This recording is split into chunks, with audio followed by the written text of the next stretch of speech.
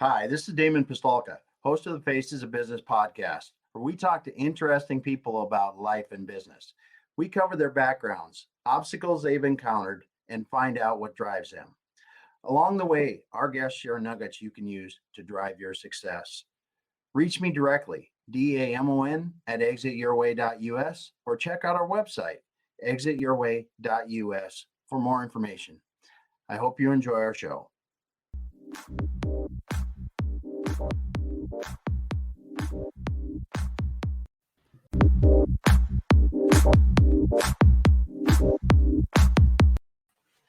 All right, everyone. Welcome once again to the Faces of Business. I'm your host, Damon Pistolka. And with me today, I've got Roy Strauss from Strauss Consulting Group. And we're going to be talking about supply chain diligence for business buyers and sellers. So, Roy, thanks so much for being here today. Oh, well, thank you for inviting me, Damon. I'm looking forward to this very much. Awesome. Well, Roy, you've been in the supply chain business for more than a few weeks. So I always like to let somebody kind of explain how you really got into the supply chain consulting business.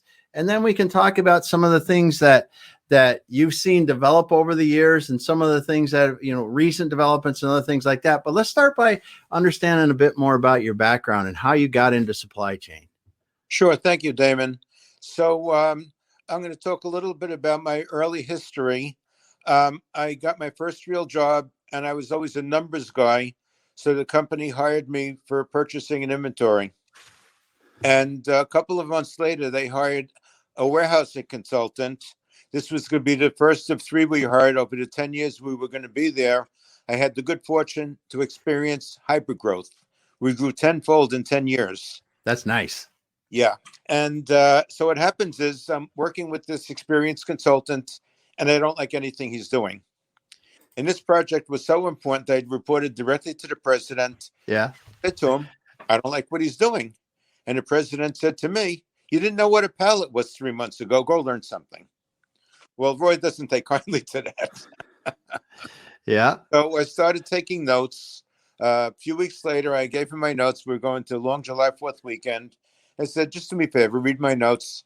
And he comes back after the weekend and says, I don't know what's going on here, but the kid knows more than a consultant.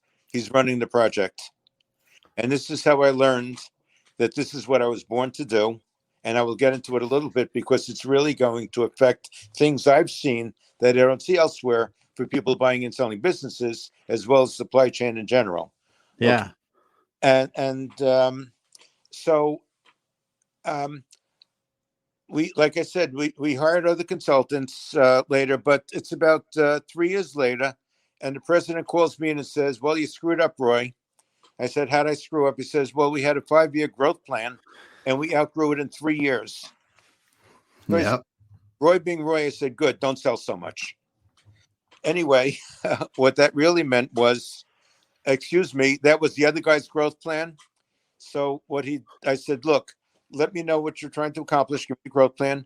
Tell me what the resources are, and I will get back to you with a plan. And I got back to him with, you can't do it. He goes, what do you mean I can't do it? I'm the president. I said, the resources you're allocating is not enough to hit the speeds we're looking for over the continuum to always have the right space, the right equipment, the right staff, the right IT resources, and the right systems and processes. So as we grow through that growth continuum, when volumes go up every year, we keep our customers happy. You either scale back the plan, or we increase the resources. Yep. Okay. So that became the operational growth plan that came out of my head back in 1975. Okay. And it's still in use today because how many companies you visit, what happens with the operational growth plan is we do modeling. And they see 10% a year for 5 years, 7% a year for 8 years, whatever, what it's going to look like. Again, how much space, staff, equipment, process, and IT to be successful. And then the client picks something that's manageable. They participated in it. And then what happens is I create exception reports. Let's say to hit the speed you require, the third year you need automation. You don't need it until then. You start growing sooner. Well, my report is saying to you, exception report, start acquiring sooner. Let's say we're about to go into a recession. Well, look what's happening. You're going to see sooner that things are slowing down. You're going to stop spending money before the competition. Mm-hmm. Now, why is this important when I'm looking to buy a building?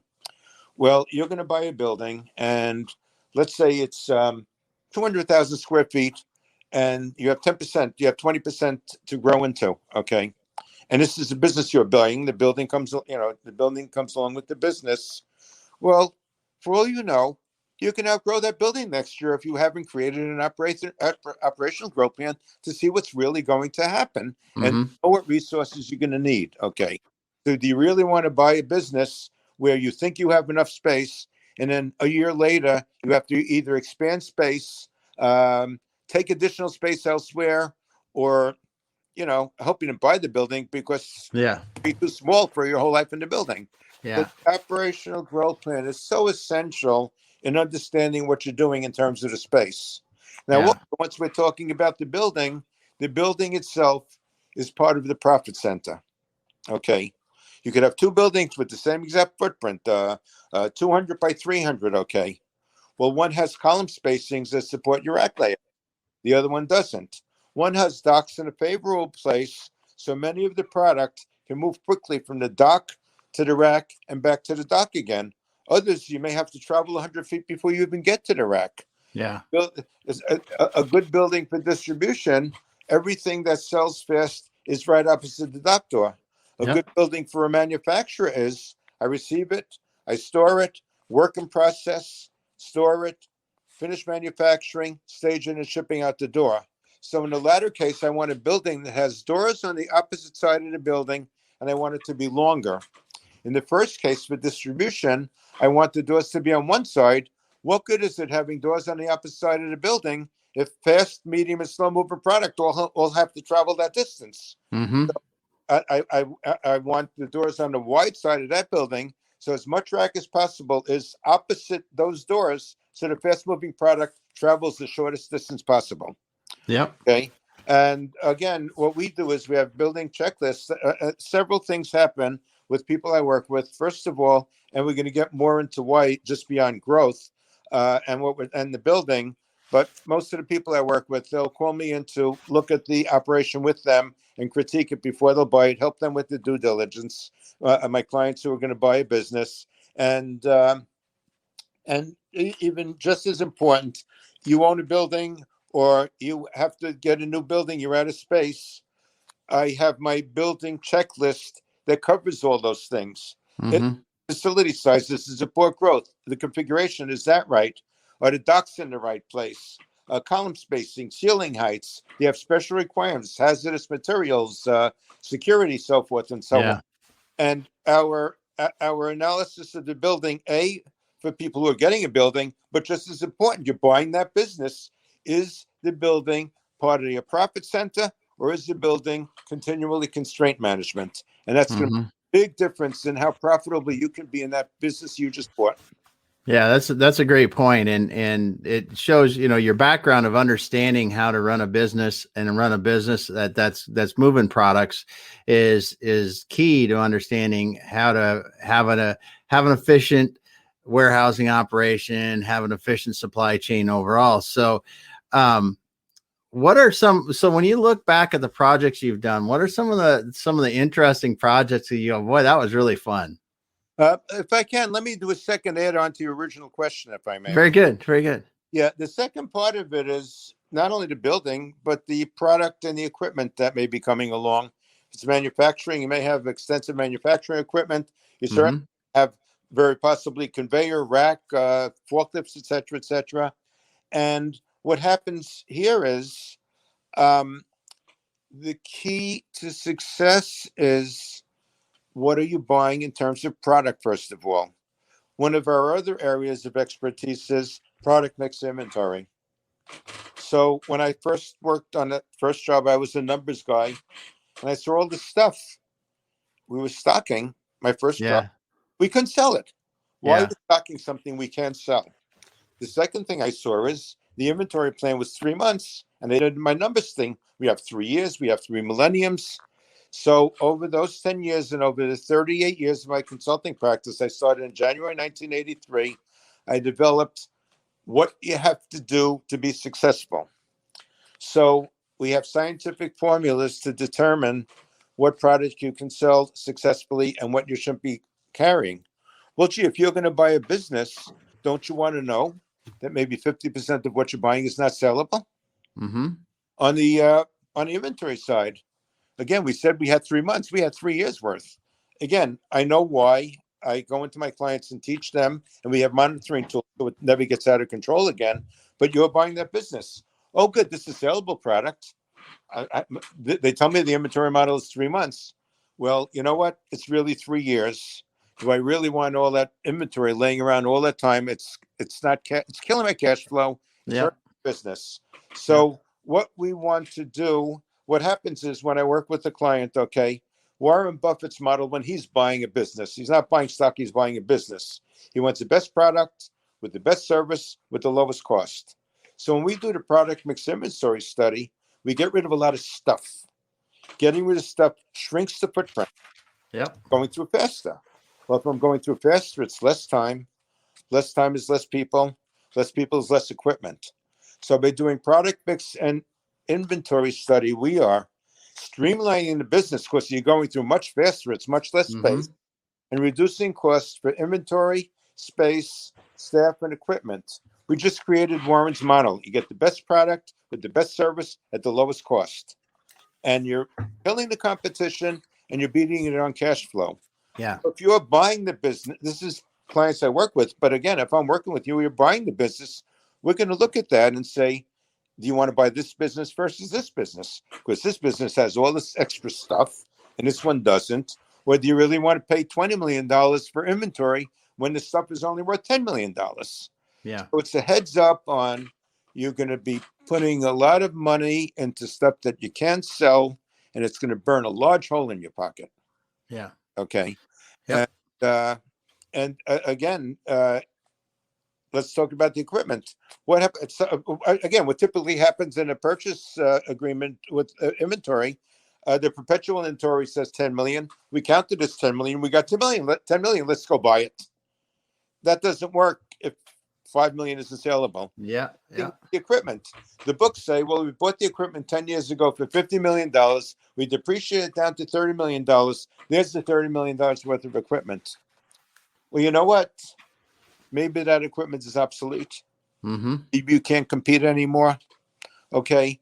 And what we want to do is get the real value of the equipment and see what you're really buying for your money.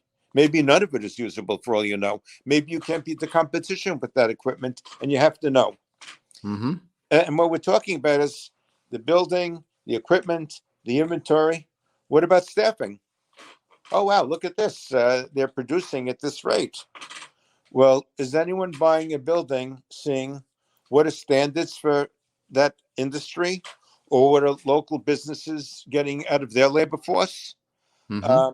So again, the keys are whether you're doing a project or buying a business, is it the right space for now and the future? Do I have the right equipment based on my growth plan? Mm-hmm. Okay, if again, I said, you need more than the 20,000 extra square feet. Well, gee, what if I'm growing and I have to spend another $10 million on equipment or IT resources, even more important? Yeah. Yeah. Okay, because it's not going to be able to support what my growth plan is. So you Mm-hmm. have to understand what your growth plan is before you even look at the business. Or if you're looking at the business, go back to someone who can help you with the growth plan to determine if the business is viable for you or not. And again, it's the 5 things all the time: space, staff, equipment, process, and IT. Yeah. Yeah. And it is interesting how much you bring up IT, and you've brought it up several times, and it's interesting how much that has changed and how much it really is affecting the efficiency of warehouse operations. I mean, the mobile computing devices that read the barcodes, Chuck Cox, had a friend of mine, has got, they sell the hand on the back of your hand barcode readers. You're just like a Avenger off of a cartoon movie. You're pointing it at the barcodes and reading it into the systems and stuff, so you don't have to key in stuff. And then you think about the way the systems now help people that are picking products for an order to minimize the movement throughout the facility as you're doing it. And as you spoke, the inventory locations management, where you move the products closest to the doors that move the fastest. It's just, there's so many of these things that I think that when businesses grow up, right? I start out, I got a great idea. Damon's got a cool product line and we're doing it. And so all of a sudden I'm in my garage, and pretty soon my garage isn't big enough. Then I got to rent a little space, and then I got to rent a bigger space.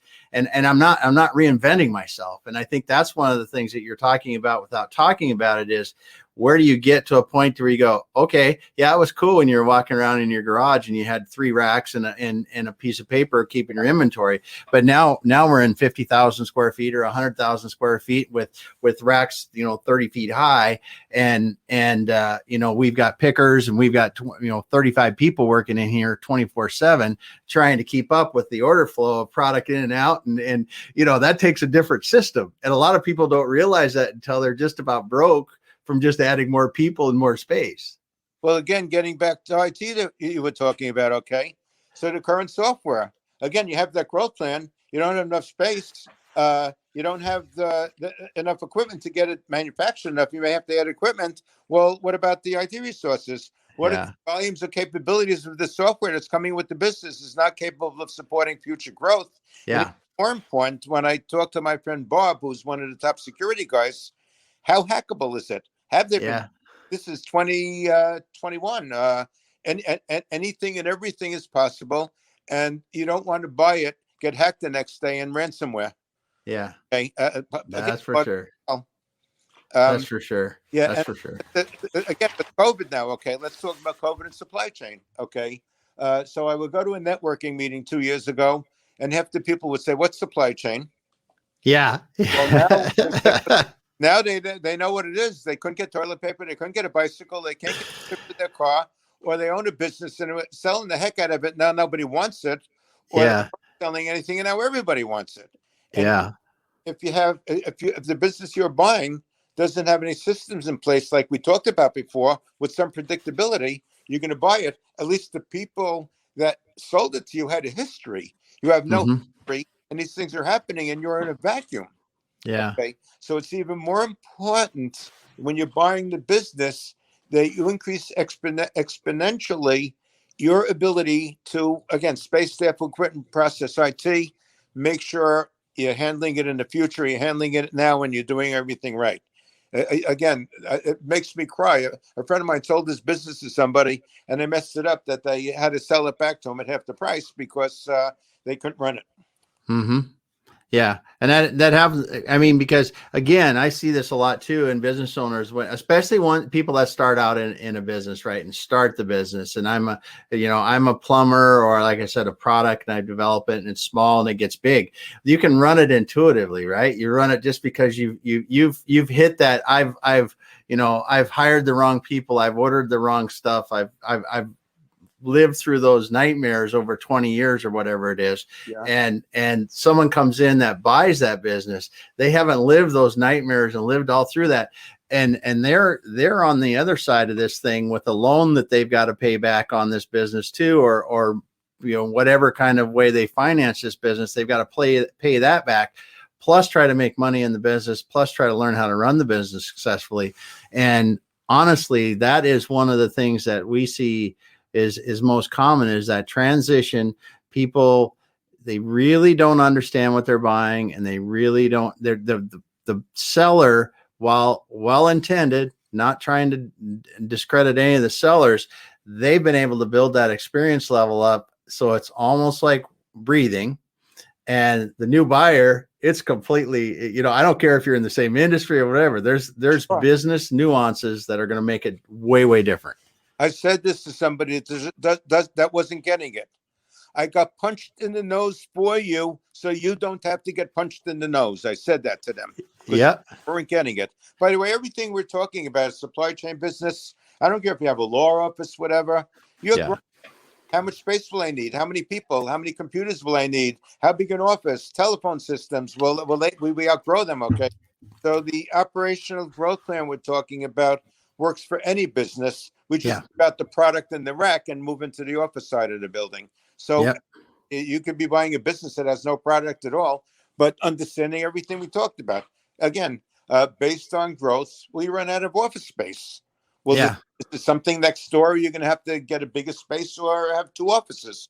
Okay, so everything we're talking about is applicable to any business, not just supply chain. Supply chain just lends itself the most because you have the risk of product, equipment, everything we talked about. Yeah. Yeah. So what are some things that you see changing in the supply chain that you think are kind of exciting? What's exciting is that we're finally being recognized as important. Okay. I, Yep.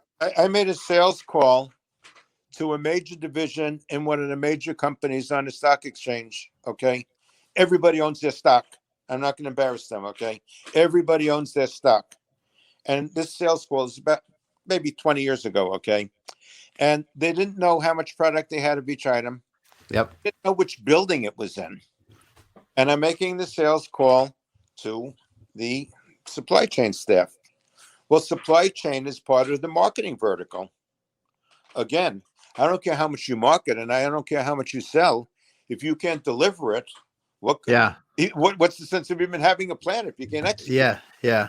So now what we're told is we'll send it up to marketing. And again, this is 20 years ago. Marketing says, that's not so important. Forget about it. We want to spend the money on selling stuff. So Yeah. they didn't know what they had. They didn't know where it was, et cetera, et cetera. Would you buy a business if you didn't know what you had and where it was? It'd Well, be pretty tough. I didn't buy their stock after that. Yeah. And what was really annoying is they succeeded despite themselves. I should have. Yeah.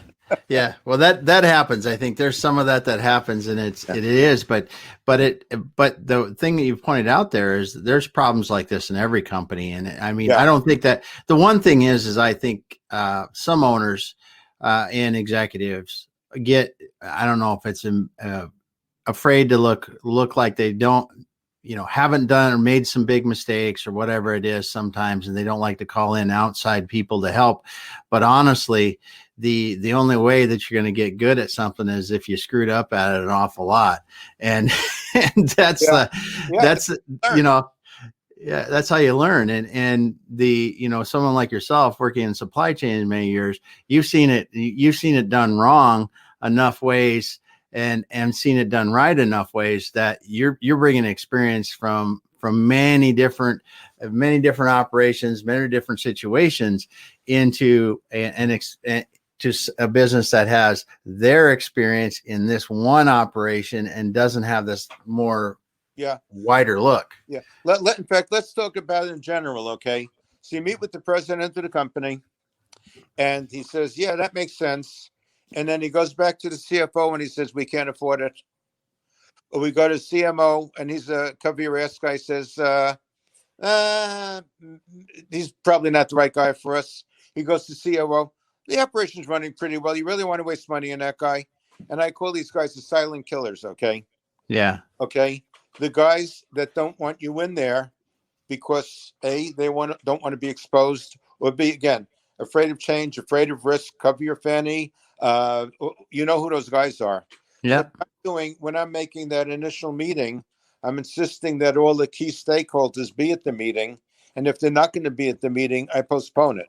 Yeah. Okay. Because what I have to do is, this is, again, a little bit different than buying a business, but really important, okay, to get businesses working right and getting the right people in the right place.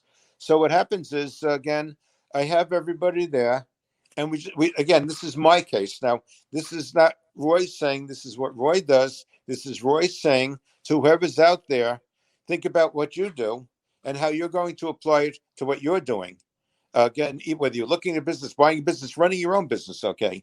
So what I'm doing is I'm putting my hat on as a consultant before that meeting, first meeting, and what's anything and everything that can possibly happen. Then I've done all this stuff, okay? I put on the president's hat. What am I looking for? How can I get deep sixth? CMO, CFO, CIO, COO, and now I'm showing up the meeting and I'm ready for everybody, okay? So when I talk to the president about, hey, you're going to have an operational growth plan, no matter what happens, you're going to know what to do, how to do it, when to do it, and what it's going to cost you, which everybody should have and nobody does. Yeah. Okay. Yeah. Talking to the CMO, you can have the best product, the best service, the lowest cost. The CFO, we just reduced costs for space, inventory, staff, and equipment. The COO, we've just streamlined the operation. We've thrown nuggets at everybody. They have to be an idiot to say, no, we don't want to move forward. So what I'm suggesting is, again, working with owners of companies or presidents or executives, you have to get through to them. They have to really understand what could be happening in their business. What's the gap between what could be happening and what's happening? And how do you keep the silent killers from hurting your business, if you will? Yeah. Yeah. Okay. Yeah. That's a great point, is keeping the silent killers from hurting your business. That's because, that and it's easy too. It's like you said, the people that don't want to have the outside opinion, or don't want to have help, even if it's inside help, whatever it is, that are trying to keep people out. They're silently killing your business every day. And we see it in sometimes when it's, not resistant to change, or resistant to really responding to market demand. If your market changes and different things, you got to be doing that. And those things don't happen all of a sudden. They're usually a little bit. And then the next thing you know, you're like, oh, we're not making money anymore. Yeah. And then you really are scrambling to try to find out how the last 10 years of just slow decline, how are we going to make that back up? Or get back to where we were. Now, this is just as important as anything else we talked about buying a business. Okay, so how is that business systemized and operating right now? Mm-hmm. Is everything coming down from top leadership? Because a lot of companies I visit, the president's too busy, gives it to the vice president, who gives it to the manager, who gives it to the supervisor, who gives it to the guy working, because everyone's too busy. So the lowest common denominator and the guy that cares the least is determining how it's being done. Okay. Now, I don't care what you're doing. If you're selling real estate, if you're picking an order, if you're loading a truck, there's something called best practice. That's the best way to do it. Okay. Mm-hmm. And if you have 10 workers and one is doing best practice and everyone else isn't, 90% are underperforming. Mm-hmm. You want to buy a business where 90% are underperforming. Okay.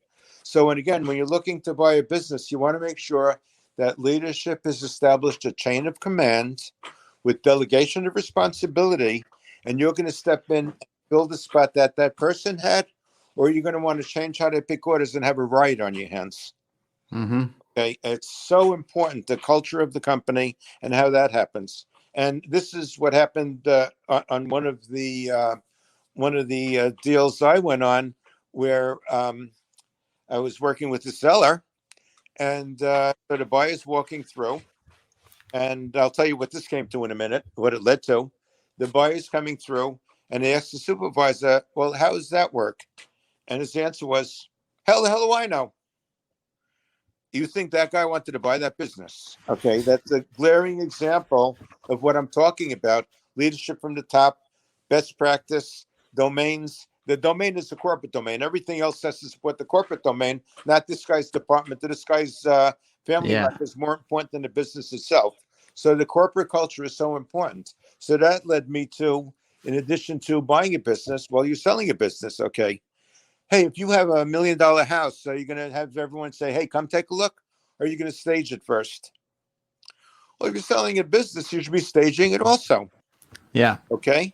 We talked about companies have dead inventory, obsolete equipment. Okay. Well, if someone comes along to buy your business and they really know what they're doing, they're going to say, I don't want to buy a business. It's got $10 million worth of dead inventory, or that equipment isn't any good, or, anything that could kill the deal. So you're staging it. So first of all, everything is clean and spotless. Second of all, anyone that they could possibly talk to is going to be trained how to talk to a person the way you want it spoken, not what's going to come out of their mouth. Okay. Yeah. Now, also, let's say you do have some dead inventory. Well, what is the deal breaker for you? Okay. Well, if the guy says, I'm giving you $5 million less, what's his dead inventory, and you can't take $5 million less, but maybe you could take $2 million less, then get rid of You may be able to return it to a vendor. You may be able to sell it. You may be able to donate to a charity. Yeah. Remove $3 million of, we'll call it bad stuff that the buyer should not be seeing if you're selling the business. And then the $2 million becomes negotiable between the two of you, and you may be able to make a deal.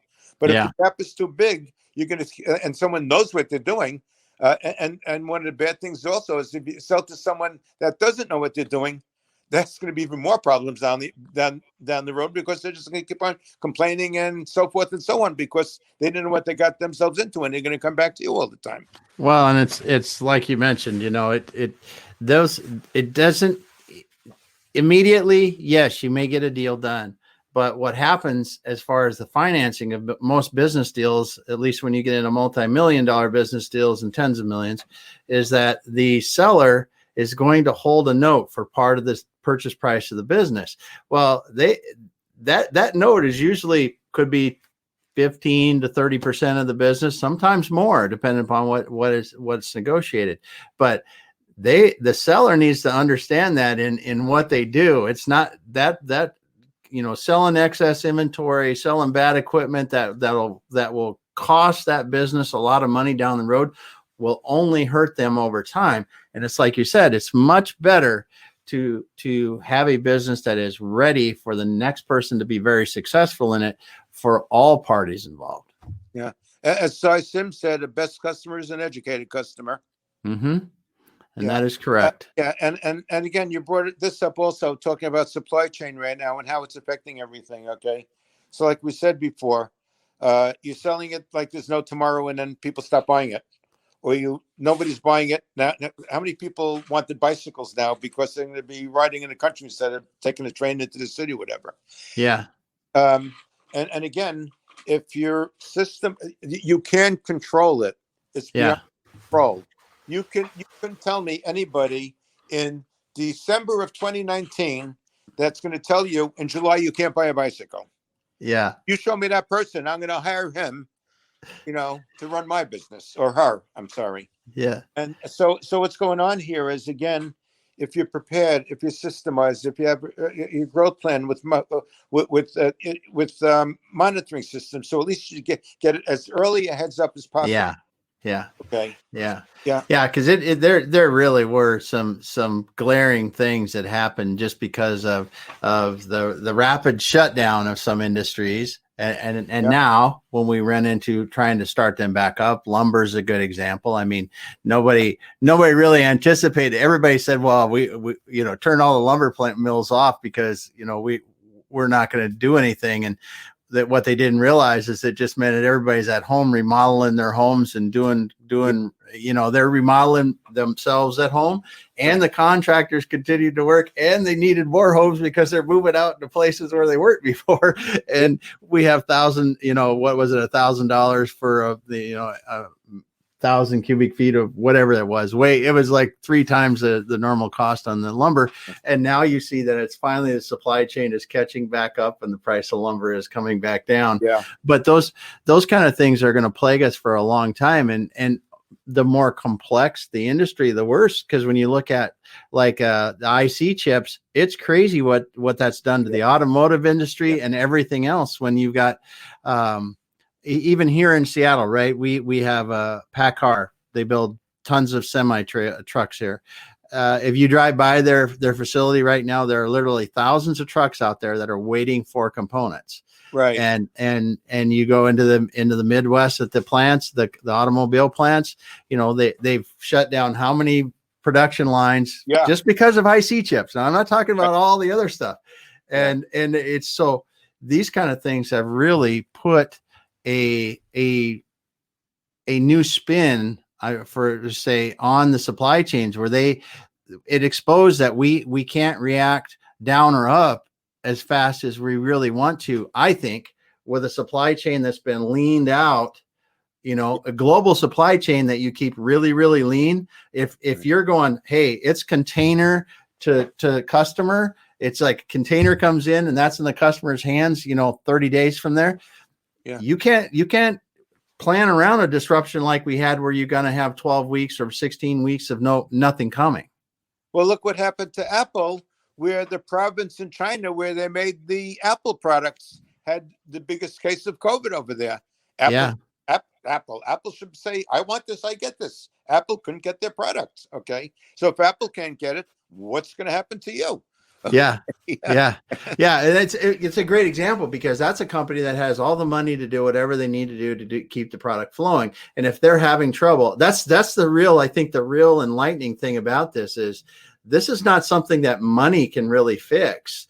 Maybe in new systems and better thought around the overall supply chain, but it's not something that can be fixed easily by money because it would have been already in some of these situations. Yeah. Now, again, buying a business and how it relates to a particular project I did. A project where the company was very seasonable. 95% of their business was Christmas season. Related to Christmas. And I don't know if you remember, not only did we have 9/11 on 2001, but we had a dock strike on the West Coast. Yep. And I was here during that. They had 100 containers sitting out there. They couldn't get their product for the Christmas season. Yeah. They barely survived. Okay. Barely. Okay. So now what I work with my clients is have a backup source in the States. I don't care if you don't make money. You can't disappoint your best customers because they'll go elsewhere. Yeah. I don't care if you lose a little money. You're in the game. This guy had nothing to ship anybody. The 100 containers were sitting in the. Yeah. Okay. Yeah. So the business you're buying also is how well. What are their emergency plans? Okay. Yes. Do they have an emergency plan if there's, again, California, there's a fire up the road or a hurricane New York or whatever. So just as important also is, and you're going to learn about the company you want to buy if they have these things or not. Smart companies will have disaster plans or emergency plans. Okay. And that's honestly what I think happened a lot when COVID first hit is that there's people that got lackadaisical about that. And especially when you look at PPE items that they couldn't get in the hospitals and stuff, because those kind of low cost items have traditionally been moved offshore many, many years ago. And we've just lived with that. And it's happening in the background. And most people that pick that product up and use it every day don't realize what it took to get that product here or how tenuous that supply chain is to get that product there. Yeah. I mean, I did work for People Express Airlines for 2.25 years. Among other things, I was part of the team that designed the software used to run maintenance. They were 3.5 years old. They didn't know which parts were on which planes, which is no. Yeah. So we tracked every 52,000 parts on every plane and every terminal and every warehouse in the country. But just as important, the most important thing, you had to keep the planes flying 24/7. And if the plane in 1984, 737, the smallest plane in the fleet, if that didn't fly for 24 hours, it cost them $75,000. Yeah. Revenue, paying the staff, fines from the FAA, et cetera, et cetera. So the name of the game was keep the planes flying, and everything I designed in the software was meant to do that. So again, buying the business, what is the success and how prepared are they to make sure that happens? That, in addition to disaster plan for making sure what's key to the business is always going to happen after you buy. Yeah, that's a good point. That's a good point. So as you're looking at companies now, what do you think they learned going through COVID that they're going to be changing? That's actually going to sting bad enough. They go, okay, we're changing this because it's just not going to happen to us again. I don't, like he just won the swimming medal and he goes, it didn't sink in yet. Okay. Yeah. Okay. I see what you mean. For a lot of these companies, it didn't sink in yet. What I have learned and seen is that people are changing the business models. They're learning how to work virtually. Okay. Yeah. How to work remote. They're remodeling the business, et cetera, et cetera. I'm seeing a lot of that now. I'm not seeing so much. I'm sorry about that. Yeah. No worries. Close the door. No. That's no worries. It's good. Okay. I can't hear it, so we're good. Oh, good. Okay. Yeah. So what I'm seeing is companies are changing the way they do business forever in response to what's happening right now. And it's not a master plan. It's This is what we have to do to survive. Hey, this worked. Let's do it some more. Okay. It's not really they planned it. It just happened to them and they're going to roll with it. Yeah, let's call it learning curve on the fly. Yeah. Yeah. Okay. Yeah. Again, the companies I speak to, we haven't. Again, it's too soon. We're still in it. Okay. Yeah. Yeah. Yeah. Have to reflect what happened after it happened and say, okay, this is how we have to remodel the business moving forward. But it's that instant response that's the difference between who's still here and who's not here. Yeah. Yeah, that is. And you're right. There's a lot of businesses that aren't here now that were here a year and a half ago. And it is because of their response and how quickly they could respond. Even in the industries that were hit hard, there still were people that at least made it through or even thrived if they made the right changes. And that's interesting that you're seeing that it's really, we're learning on the fly yet and just kind of rolling with it and not, making some definite plans based on this. Yeah. Well, in my consulting practice, for instance, okay, supply chain consulting, we do the growth modeling, we do the product mix and inventory, and then we do everything on the other side of the wall in the manufacturing and distribution center to get the optimal customer service at lowest cost. The building should have optimum throughput. Every job should be based on best practice. Everything is based on turning the distribution or manufacturing center into a profit center. Okay. Mm-hmm. Well, what we start off with is when we do a project orientation, go down, meet with the owners, learn about the business, and then take a walkthrough, etc. Yeah. I can't do walkthroughs right now, or certainly a year ago, because you weren't going into the building. So what we did is everything we could do virtually. Yes. We did the growth plan, and we did the product mix inventory study, and they could start fixing all that stuff. And as it allowed before this Delta variation, then I started to go down and visit the businesses and put our feet on the ground to get the thing running. But again, do it again. So what I learned is do whatever I can do virtually. Yeah.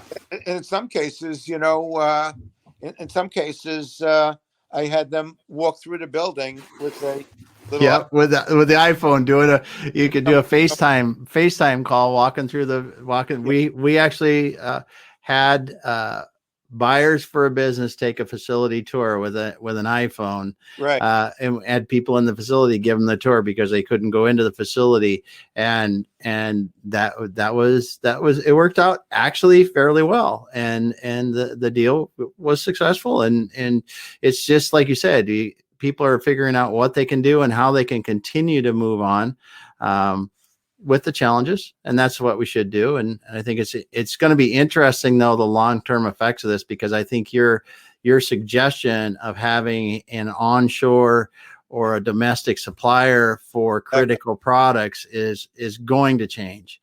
I interviewed Harry Mosier from the Reshoring Initiative last week, I think it was, and Harry's been talking about this for a number of years, and he really likes us to look at the total cost of ownership in a product. So we're not just going, it's a $5 part and it's a $3 part, but I've got to have twice as much inventory and my risk in my supply chain or whatever else you're doing, because there's a lot of other factors.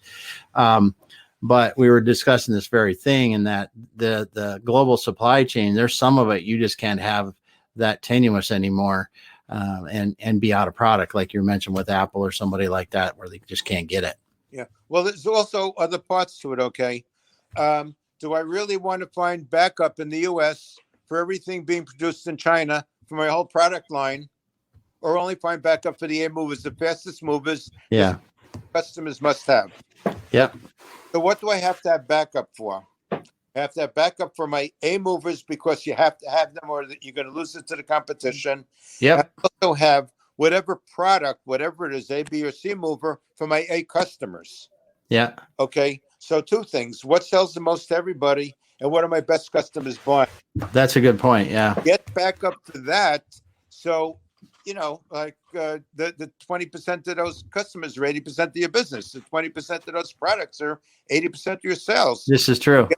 Get back up for everything the 20% of the customers want, and get back up for the 20% of the product, or 25% that sells the most. And that'll hey, we're moving. Let's say we're moving a building. Okay, what I want is duplicate inventory of the A movers in the next building before we move. So if there's a strike on the bridge and we can't get the product there, we can still open the business with the A movers. And it's the same thing. Also, when you're taking the buyer to the business, okay, hey, if they do have overstock, A movers, no B or C movers. Yeah. That's a great point right there. If people that were selling a business just made sure that their overstock was primarily in stuff that they know they're going to sell, it's just a matter of a little more time. That would be wonderful. Well, actually, when we do the product mix study, we're telling them only keep what you can sell. Yeah. But in this case of the ones you sell the most. Yeah. Good stuff. Well, Roy, it's been awesome talking to you. And I think I can just hearing you and the examples that you've given, you're a wealth of knowledge for people in their businesses and helping them with their supply chain and making sure that their operations around their supply chain are running well. What is the best way for them to get a hold of you if they need to talk to you? Okay. So let's use this email address. Okay. My company is Strauss Consulting Group. Yep. S is in Strauss, C is in Consulting, G in Group, 4U, number 4 letter U. SCG was taken. So I would say email me at info@scg number 4 letter U.com. Okay. And if they want to go to my LinkedIn, just go into LinkedIn and put in Roy Strauss. Very good. Okay. I have a long link, but who cares? And if they would like to call, the number is 201, my office number, 201-337-7108. Okay. Well, Roy, it was awesome to have you on the show today and get some of the nuggets of wisdom of working in the supply chain like you do. Thanks so much for sharing. We had for those of you that might just be stopping by and those listeners, it's Roy Strauss from Strauss Consulting Group. If you want to reach out to Roy directly, you can look at him find him on LinkedIn easy, or email him at info@scg, the number 4u.com. And that is just a U, not YOU, but it's SCG, the number 4u.com. So thanks so much for being here today, Roy. Thanks everyone for listening. Damon, thank you so much. I believed I was going to enjoy this, but it exceeded my expectations. It was awesome. Awesome. It was a pleasure talking to you. It's a lot of fun. All right, Roy. Awesome. And thanks everyone for being here. I will be back again next week, and we'll be talking with another interesting guest about something about business that I'm sure we're going to have some interest in. Thank you.